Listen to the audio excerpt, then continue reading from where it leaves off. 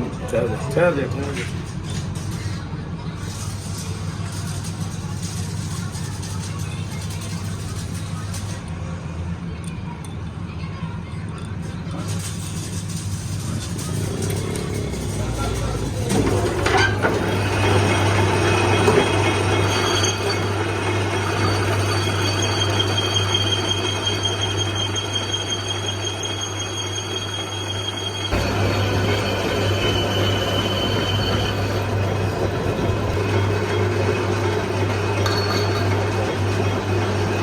आगे दूसरे में चुप कर खड़ा हो जाए।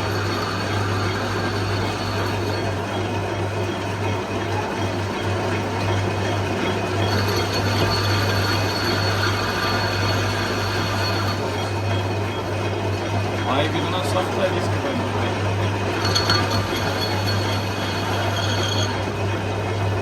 पैप चावा चूड़ी वाला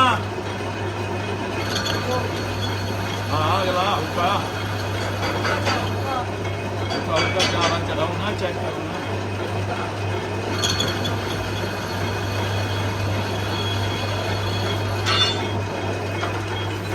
ले आओ खोल वेंदा पता क्या निकलता क्यों है पकड़ के रख इतना रख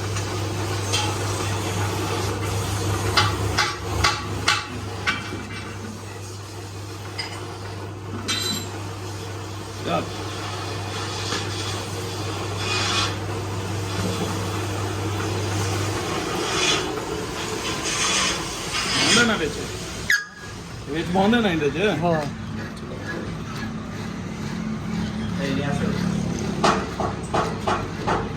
तुझे डायल चेक है हां तुझे डायल चेक ला तो है अच्छा